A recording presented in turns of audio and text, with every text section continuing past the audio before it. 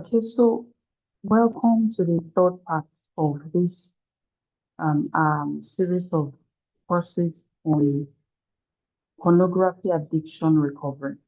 Today we would talk about a bit of statistics on pornography addiction, pornography usage, and then risk factors. The essence of talking about statistics is to let you come to that awareness that it's a public health issue. It's not a few people's problem. It's a disorder of massive scale.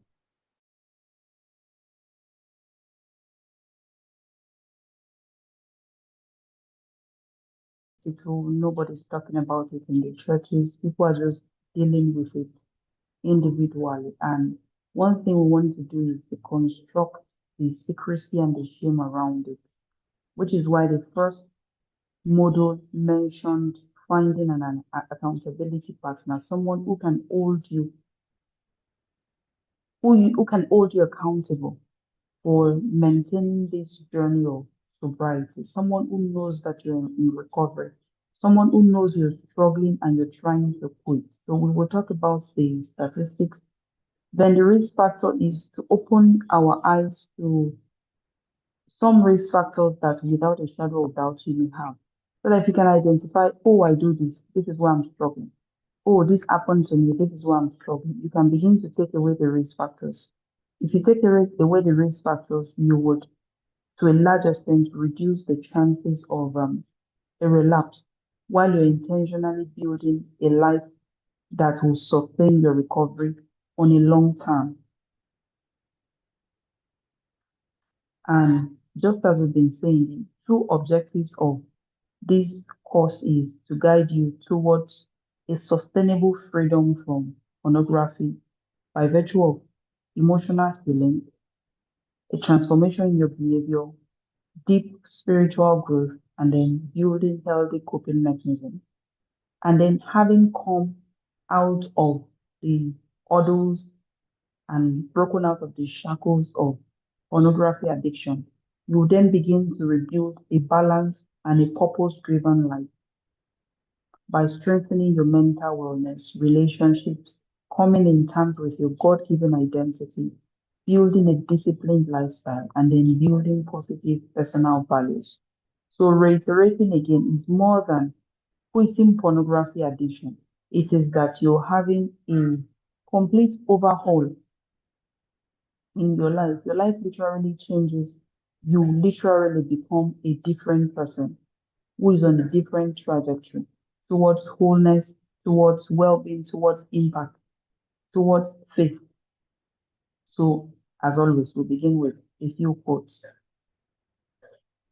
The first quote by Anonymous says that healing is possible when shame is replaced with accountability and support. This resource is a support of some sort. The recommended reading that I mentioned and shared pictures of them in the second module are also resources. Other YouTube videos that you would watch on quitting and healing from pornography addiction are also resources.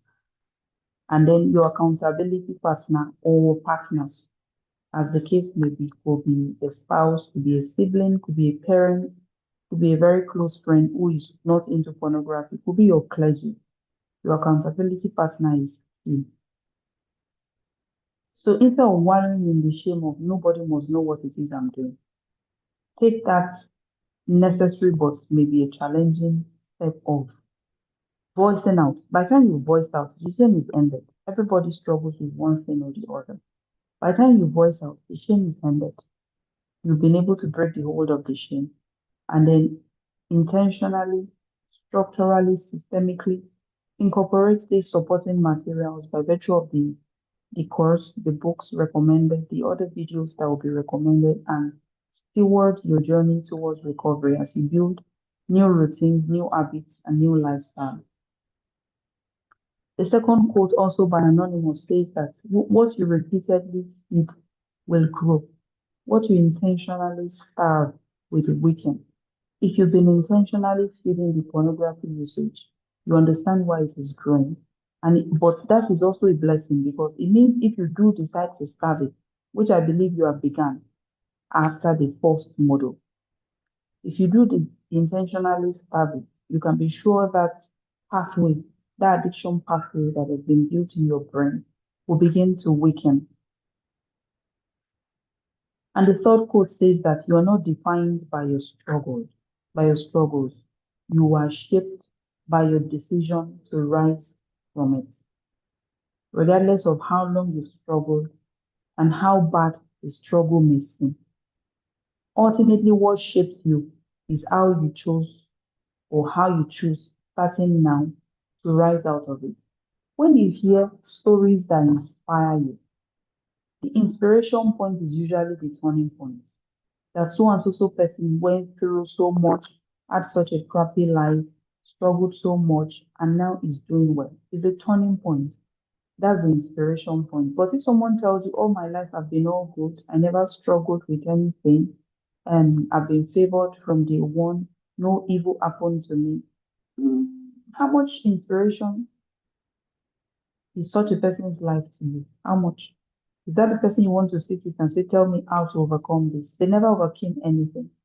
So you're overcoming this is your decision to rise out of the shackles and the shadows of pornography addiction eventually becomes your point of testimony, becomes a point of reference that you can help people out of. So the struggle will then not define you except you choose to stay in the struggle and not come out of it.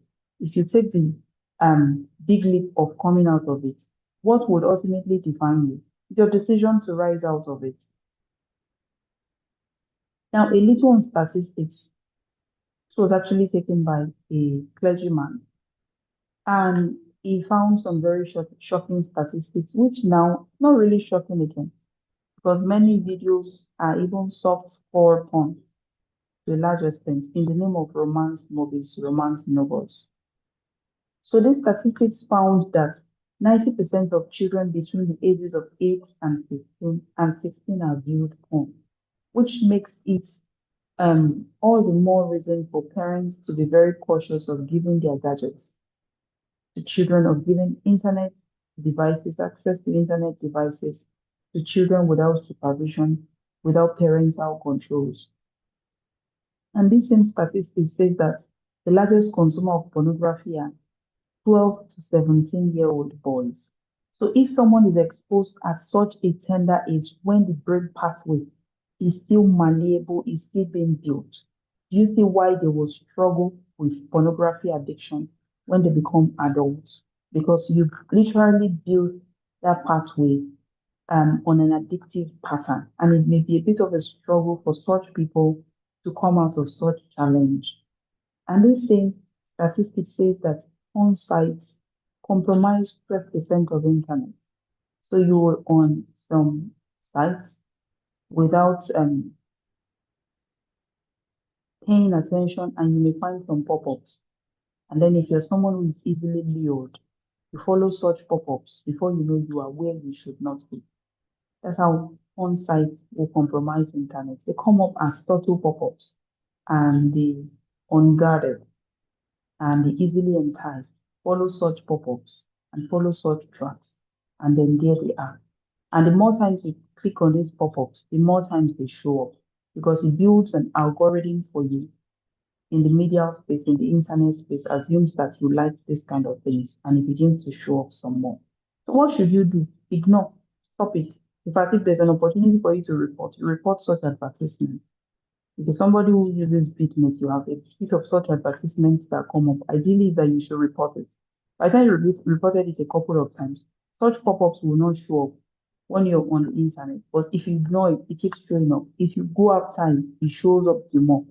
And every other pop-up that is similar to it will be allowed to show up on your internet as you're doing random things, watching a movie, trying to download a book, or just doing some regular Google searching or Google surfing. This same statistic says that 70% of men aged 18 to 34 visit a porn site in a typical month. That's a colossal statistic, 70%. So that leaves just 30% men as being pursuing purity, if I would use that word. Most other people are being lured by the things that are available on the internet. And it still continues to say that 10 million to 14, 10 to 14 billion is spent on corn annually. This is the same amount the US government spends on foreign aid. Can you allow that number to sink? Spent on shooting the videos, spent on paying the porn stars, spent on hosting the website, spent on promoting the advertisement, all of this money going to perpetuating an addiction. Do you see why men will struggle and many people will struggle? And it now says that 1 in 6 women struggle with addiction. In my own opinion, I believe this statistic is even underrated. I believe so because it's a disorder that thrives in secrecy. So not many people would be outspoken as to giving their own feedback, their own experiences. So this is just what is gotten from those who gave a response. If more people gave a response, I want to believe it's more than 1 in 6 women. But even 1 in 6 women is quite bad. That means you should just scan your mind, let your mind go through 6 women you know. For those 6 women, one of them is struggling with addiction. And for the 70% men, let your mind go through 10 men. Of those 10 men that you know, between the ages of 18 and 34, 7 of them are using pornography. Then it says 25% of search engine requests are porn, meaning every time 4 people go on the website to search, one of them is searching for something related to pornographic material. That's a sobering statistic. And then it says 50% of pastors regularly look at porn. For seeing this, it just breaks my heart. Meaning, if you know 10 pastors, clergymen, as the case may be, 5 of them are struggling with pornography. You see why there has to be a lot of intentionality around um, your usage of websites, internet, and a lot more intentionality to break free of this so that you can help people out of it. And it says that 38% of adults say that porn is morally acceptable. I'm not going to debate this. We already debated it in the first module, so you may need to go back and watch that. How is it acceptable when human beings are objectified? Even if they are paid for it, even if they agreed willingly, do a role reversal. Would you want that lady to be your sister, your mother, your sibling, your wife? Would you want that man to be your husband? Do you understand? At the end of the day, when you're viewed people on porn, how do you still relate with other people physically, naturally? And not to talk of the biological wiring that it does to the brain. Do you understand? So nothing would ever make this right. Nothing. But again, I don't want to belabor that in this model since that is not the emphasis of this model. Now, the statistics on pornography addiction. It says that 5 to 10% of the general population experience some form of pornography addiction. Like I said earlier, I believe this statistics is less than the real figure because it's underreported because of the shame and the secrecy that is associated with it.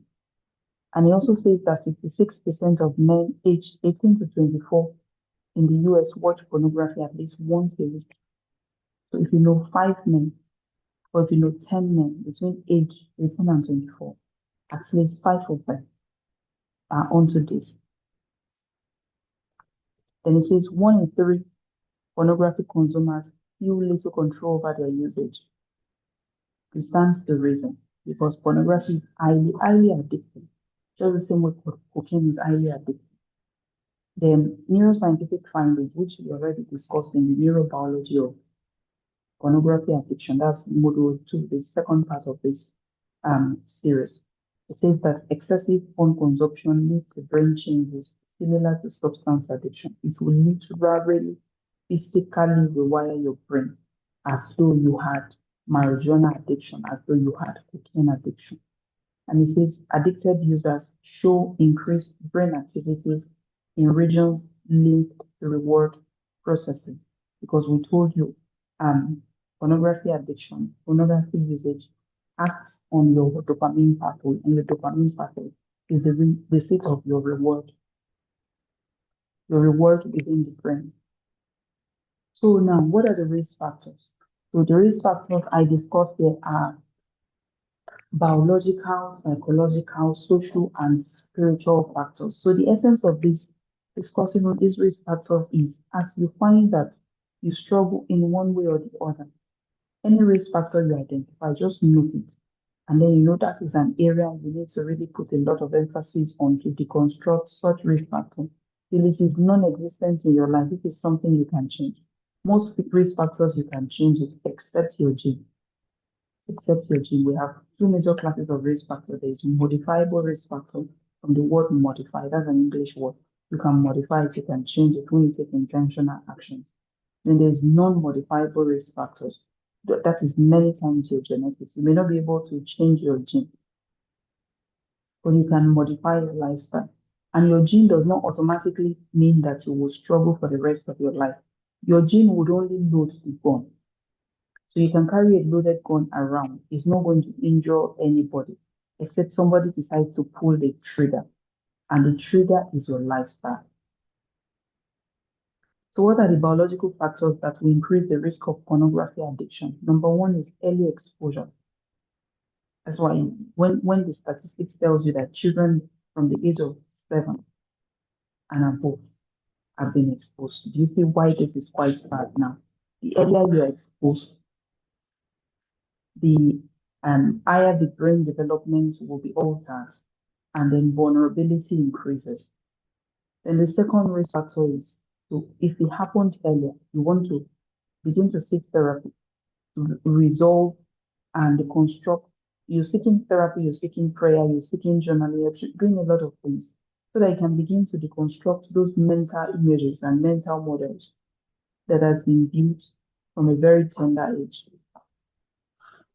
Then the other one is genetic predisposition. If you have a family history of addiction, impulsivity, or compulsive behavior, it will increase your likelihood of developing addictions. So if someone has already been wired, has an addictive personality by virtue of genetic predisposition, and then they engage in any activity that is highly addictive, their chances of becoming addicted is very, very high. You understand? That's the only thing you cannot change. But knowing that your father struggled with alcoholism or struggled with cigarette smoking or also struggled with pornography, you know that you're carrying a loaded gun about. You're not someone that wants to go near any addictive behavior because the chances of you breaking free of such will be quite a struggle. Then brain reward system stimulation. We already discussed in depth about the dopamine pathway, which was the focus of the part two of this series. You may want to go back and watch that. Then hormonal changes, especially in adolescence and young adulthood. These hormonal changes would lead to increased sexual drive, which is natural, which is biological. But the drive does not mean you must act on it. But if such an individual begins to view porn, and then there's a lot of hormonal surges, this is a brain that is not yet developed, late teenagehood, early adulthood, in fact, prefrontal cortex, which is the seat of executive reasoning and self-control, is said to be fully developed around the age of 40. There's only a few people who have it very well developed before 40. So you have someone in their early 20s whose brain is still trying to get things settled with all of the hormones raging about, and then they view porn. I think they view it one, two, three. Before you know it, they are hooked on it. So your point of reflection now is what's your age range? If you're in the young adult group or you are a teenager, you know literally your risk factors of becoming addicted to pornography if you engage in it is higher than someone in their 60s, in their 70s. Then sleep deprivation or difficulty sleeping because if you're not able to sleep, chances are you'll be looking for a means to entertain yourself. And then if you're entertaining yourself with internet, there's no supervision, there's nobody who is a witness to such, you may find that, and then if your self-control, Poor sleep on its own would even impair self-control, would increase impulsivity, and may mess up your craving. So if that is occurring, you do understand why the cycle may perpetuate like that. So if you're someone who struggles with pornography addiction and then you find that you also don't sleep or you have a poor sleep pattern, you are the one who stays up late till 2 a.m. and then sleep by 3 a.m. What are you doing in the middle of the night? Your chances of viewing those pornographic channels is grossly increased. So you want to really steward your sleep rhythm and improve your sleep hygiene and see to it that you are sleeping when people should sleep because it will reduce the craving. It gives you better control of your decisions and your choices, and then it reduces impulsivity. Then substance use and coexisting addiction. If you are someone who uses any substance or any behavior of addiction, drugs, alcohol, can also intensify um, compulsions and reduce self-control. Then someone who has poor impulse control, this is many times just a bit of behavioral and personality issues. Then easy access to devices and internet, smartphones, fast internet, especially for small children. And when I say small children, even up to teenagers, in my own opinion, and you can call me old school if you will, if the child is not in the university, I don't believe the child needs a smartphone. What's the essence of smartphone? Most gadgets are primarily for their function to make life more effective. Every other thing is secondary. Phone is to be able to communicate with people and then be able to have some PDFs to read. That's my primary reason as far as I'm concerned for anybody to have a phone. So when your teenager is at home with you, for communication, and the child not talk to you at home, will you put not stay at home? What is your teenager who is in secondary school doing with PDF? What happened to the age-old method of buying textbooks? And if they have to watch or learn something, and they watch it in the living room where everybody is privy to that which they are watching, must they have gadgets? Again, different strokes for different folks, but my own honest submission on giving gadgets and internet to small children. Now, the biological factors do not cause addiction alone, but they can increase the vulnerability. So, on that note, your awareness, your self control, and your healthy choices will help to build protection as you're on this journey of recovery. So, psychological factors would oftentimes increase your vulnerability and make it difficult to break free. Someone who struggles with anxiety and stress, many times they use in a bid to escape from such distressing internal state. So if you find that you struggle with anxiety, pornography usage, like I said earlier, is just like a band-aid on top of the issue. The ideal thing to do is to find um, therapy, books, and whatever you can to see to it that you come out of the cycle and the loop of anxiety and then be able to manage your stress so that you don't need to escape from life. You don't even have any negative internal state that you need to escape from. Then the other one is depression and emotional distress.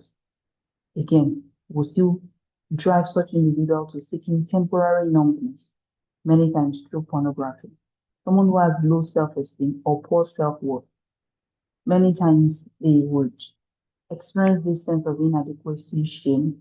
Rather than interact with people, they would interact with consorts on the phone, on the internet, because these people don't demand um, as much self-growth, self-knowledge. They don't push you to grow towards virtue, towards value, because the phone does not talk back. The porn does not talk back. The porn does not ask questions, does not challenge you, and that's not what you want out of life. Then loneliness and emptiness. People with unresolved trauma, such people are also at risk. These are also psychological factors that put people at risk. Then poor coping skills. If you're someone who does not know how to deal with difficulties in life, when life gets difficult, chances are you naturally run to that as a means of escape. Many other factors, curiosity and repeated experimentation, boredom and lack of meaningful engagement. The fact that you even have a lot of idle time in your hands The idle hand is said to be the devil's workshop, increases service. Even in the evening, when you're back from work or back from school, you must have some intentional activities you want to do. Said to be that the most successful people even steward their recreation time. So recreation time is not just spent winding down, doing nothing. You would want to have intentional activities scheduled into that period. If you want to go golfing, that's an intentional activity. If you want to go play snookers with friends, that's an intentional activity. If you're going to call a friend over and play Ludo game, that's an intentional activity. If you're going to read, maybe you are an introvert. If you're going to watch a movie, maybe you're somebody who does not like to trouble other people, that's an intentional activity. But of course, when you say read, when you say movie, you also want to be sure that there are things that are clear. There are things that would also not lure you in the direction of where you're trying to escape from or what you're trying to quit from. So social factors would include peer influence and unhealthy friendships. Who are the people you hang out with? Are they also people that will watch movies that are not the best? Or people that would have conversations that you know would even further trigger you and make you start craving pornographic materials? Then exposure to hypersexualized media are these things that you need to be mindful of. Then children who lack parental guidance and supervision, they are at risk of becoming addicted. Then where there's poor family communication, that risk also occurs. Then in married couples with relational dissatisfaction or emotional disconnection, and um, the one of the couples, could even be both of them in some situations, also has poor impulse control, is not spiritually grounded, um, has negative peer influence, and a number of other things. Such people could just tilt towards pornography as a means to satisfy or to fill the void. It doesn't satisfy. It's just like trying to fill the void. The void is still there. Then another common one around here is early sexualization in society. When people begin to talk about sex-related things, even people in the house who would be half naked, half dressed in the house on the street, and then you have innocent children seeing body parts that they should not see, hearing things that they have no business with. That's sexualization of the youth. This can distort healthy development around sexuality. This is the period when children should still be innocent, should still be pristine. So if they begin to struggle at this age, you understand why that is so. So ultimately, who we connect with and the environment we engage in can either protect us or put us at risk. So the takeaway is this: we're not saying separate and isolate yourself from people. It is that you want to choose your relationships and your environment with intentionality. The choices should be around relationships and environments that will build you up and not break you down. So as you identify the social context that is perpetuating this pornography addiction, you also want to now identify the social context that would that you can surround yourself with that will be positive, that will be supportive. You understand. So now, spiritual factors. What are some spiritual risk factors for um, continuous pornography usage that will perpetuate pornography addiction? Without a shadow of doubt, that a weak faith and spiritual foundation. Now, religiosity and spirituality are different. Someone can go to church, can be in all the departments, can even be minister as a clergy in church. Spirituality is how connected you are to God, how close you are to God, how deeply rooted you are to God. If you don't have that personal one-on-one relationship, or it is weak, it's easier to make compromises and it gives you little strength to resist temptation because your spirit man has a significant place to play in weathering the storm of sexual perversions, addictions, and the likes. Then spiritual emptiness, a lack of purpose, meaning, and connection with God can also lead to seeking pleasure and fulfillment in pornography.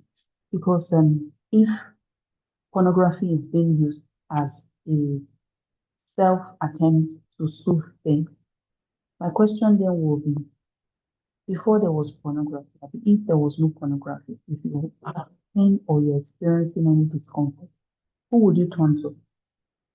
It will be God. But now, because there's a means of escape aside from God, pornography becomes a means of escape. You're feeling sad, helps you to feel better. You're feeling tired, helps you to feel better. You're feeling scared, helps you to feel better. Until we come back to reorganize and reorient our focus such that God becomes our go-to for relief, for peace, for strength. We all stand that risk of being addicted to one thing or the other, or even one person. There are those who are also addicted to people. So in human being is their strength, is their stamina, is their hope, is their everything. It shouldn't be like that. God should be the all that we turn to in the situations of adverse experiences. Then lack of spiritual discipline, um, praying only when you want to pray, or you even neglect it, or maybe you've not even prayed in a whole year, or you only pray those urgent prayer of when you are in a crisis mode. You don't intentionally choose to build a relationship. Do you understand? Or someone no Bible study life, no fasting, no reflection. All these things they are not creatures. They are the what do you call it now? They are the resources that will water your spiritual roots. If you've accepted God as Jesus as your Lord and Savior, and then you're taking spiritual root, your roots would only be watered to the extent that you incorporate solid spiritual disciplines, prayer, word study, fasting, worship, reflection, and so on and so forth. They are just non-negotiable factors if you'll be spiritually whole. Remember our emphasis, our aim, which I've been reining in on repeatedly on this course, is that you come to that place of wholeness across board, not just that you come out of pornography addiction, is that you are whole. Spiritually, you are solid. Psychologically, you are on point. Biologically, no issues. So that you look at all areas of your life, the gates are guarded on all fronts. Where would addiction then seep in from? Everywhere is guarded, everywhere is solid, everywhere is stable. Then people with poor moral boundaries, they don't know, they can always keep shifting boundaries. They don't know at which point we should say, this movie is not part of it at all. This movie is inching close towards nudity and pornography and a lot of sexuality. Do you understand? Then lack of accountability in the faith community. There's nobody you can turn to. There's nobody you can reach out to and say you're struggling. There's nobody that can hold you to ransom and call you up and say, what is that rubbish that I saw you watching or that you put up on media? So until we have someone who can challenge us, and we should all seek for such people. No one is created to be an island. We should have authority, accountability, and a number of all of these guard posts and border protecting resources around your life. Then loss of purpose and identity in God, not knowing who you are in Christ or why you are here, and you to seeking identity and value during sexual stimulation. Then if you harbor unforgiveness towards yourself, towards others, it becomes a, a weak point through which bitterness, resentment, and past hope will continue to open the door towards pornography because it opens the door to negative feelings. Negative feelings you want to escape, and what is your default mode of escaping? Pornography. Then those who have wrong beliefs and lies about sex, about worth, about forgiveness, about God's grace. Some people will tell you that God's grace, Christ died, so it covers everything. If he died and is and he has extended grace, the grace should now make you want to do things that would never hurt him or hurt other people. When you watch other people's bodies on the screen, do you know you're hurting them? Would you want your own bodies being displayed for the whole world to see, even if you were paid? Do you understand? Ask any pornography actor if they had a choice, they would choose a different life. Many of them don't have a choice because of poverty, lack of education, and a number of other things. Some of them also struggle with sexual addiction. So they also, if they had a choice, if they're given a chance, would want to come out of such life. Then Being prideful and relying on yourself, thinking that by your willpower you can come out of it. That one is like running in circles. It's like a rat race. Such an individual will be exhausted, and the ones who seem to do well for a while will be riddled with so much self-righteousness, thinking that they came out of it by themselves, and ultimately you know what comes with that, because God gives strength to the weak, and then He says that it is God demotes those who consider themselves as being strong in their own strength, because His strength is perfected in our own weakness. The lack of spiritual growth and maturity. If your spiritual life is stagnant, you cannot grow. Spiritual growth does not come by biological age. They're very different. Spiritual growth is based on the years, the time, your intentionality in investing in your spiritual root through those ritual disciplines of prayer, Bible study, fasting, worship, reflection, and spiritual disciplines. That's how you come to a place of growth. It's not by age, it's not by how long you've been in church, it's not by your position in church. So you want to intentionally build robust um, spiritual lifestyle that would enhance your growth and maturity. You want to surround yourself with godly community and pursue a life of purity, purpose, and prayer. Then you want to draw near to God in His Word and walk in obedience. So these are things that you want to keep in mind for spiritual factors. So all of these factors now is for you to identify, okay, so these areas I struggle, or these are the things that I'm doing that are the risk factors perpetuating, and these are the things that will now do, so I can begin to get on a different track that leads to recovery. Now, regardless of whatever factors you may struggle with, one thing I want you to know is that there is hope. Please, there is hope. I've said that again and again and again. There's no body that cannot heal. There's no shackle that cannot be broken. There's no addiction that one cannot overcome. So pornography is not just a an issue of lack of willpower. It's deeply interwoven into the many facets of our life. And we already understand that many times it's a coping mechanism, but at best you're coping, you're not curing. And the shame and the secrecy would oftentimes keep people trapped in this destructive cycle. So you want to deconstruct shame. You want to take away secrecy by finding an accountability partner. And then as you understand the root causes, you can begin to open the door to healing. So your recovery is possible through intentional healing and support. You know that this one something is going on, and I'm going to be intentional about taking actions and steps that leads me towards the trajectory of recovery. Our brain can recover and develop new pathways as you build healthy habits and you build stronger self-control. Then you want to, again, accountability. You know, just saying it's accountability, mentorship, therapy, and then healthy relationships will help to strengthen the recovery. Then you want to ease your emotions. We'll subsequently continue to discuss that. Come talk about journaling, meditation, mindfulness, and a number of other things, just so you see emotionally you're coming to that place of wholeness. Then recovery is not just about quitting pornography, because it's possible to switch addiction. There are those who will quit pornography, but because the addiction was a self-medication for a psychological thing, then they may now switch into another type of addiction. It may now be now that they're drinking alcohol, or now that they are smoking weed, or now they are now addicted to work. Workaholism is a form of addiction. It's possible to switch addiction. So it's not that you want to just quit pornography. It is that you want to build a healthy and a meaningful life that you don't need to escape from, that you don't need to self-medicate anything because everything is healed. And come what may, regardless of whatever it is you struggle with, I want you to remember that you are not defined by your past. You are defined by the future that you intentionally begin to prepare for, starting now and here. And freedom is possible. And then small steps that you take day by day in your Bible study, in your meditation, in your journaling, in hanging out with positive people, in intentionally seeking out therapy. in reading books around recovery would accumulate into a lasting transformation over time.